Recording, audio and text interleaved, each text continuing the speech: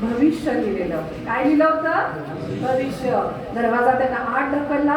मग आतमध्ये त्याला काय दिसलं? कुणी पोलीस ऑफिसर दिसले, कुणी न्यायाधीश दिसले, कुणी वकील दिसले, कुणी डॉक्टर दिसले, कुणी कलाकार दिसले, कुणी इंजिनियर दिसले, कुणी वक्ता दिसले, कुणी शेतकरी दिसले, कुणी साहित्यिक संगीतकार दिसले, गायक दिसले, सगळं दिसलं. आणि मग तो बाहेर आला आणि मग तो विचार करू लागला की आता आपण कुठला दरवाजा उघडायचा. तुम्ही सांगा, तुम्ही कुठला दरवाजा उघडाल आता? सांगा बरं, आज तुमच्यासाठी प्रशिक्षण आहे. कुठला दरवाजा उघडणार? भविष्य.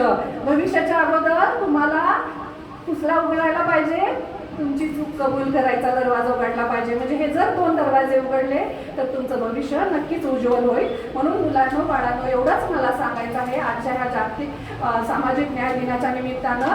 तुमच्या हातून चूक झाली म्हणजे तुम्ही काही कमी नाही किंवा तुम्ही गुन्हेगार पूर्ण ठरत नाही. तुमचा हा भूतकाळ तुम्ही विसरायला पाहिजे आणि तुमच्या चुकीची संधी द्यायला हा समाज तुमच्या पुढे उभे आहे. आणि म्हणूनच आज तुम्हाला हे प्रशिक्षण देणार आहे.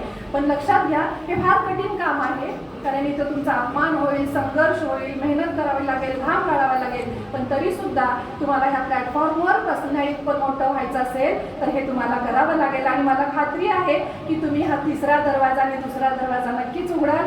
आणि तुम्हाला पुढं द्यायचं, मागचा दरवाजा बंद करायचा, पहिला दरवाजा बंद ठेवायचा, 2रा आणि 3रा दरवाजा नेहमी उघडा ठेवायचा.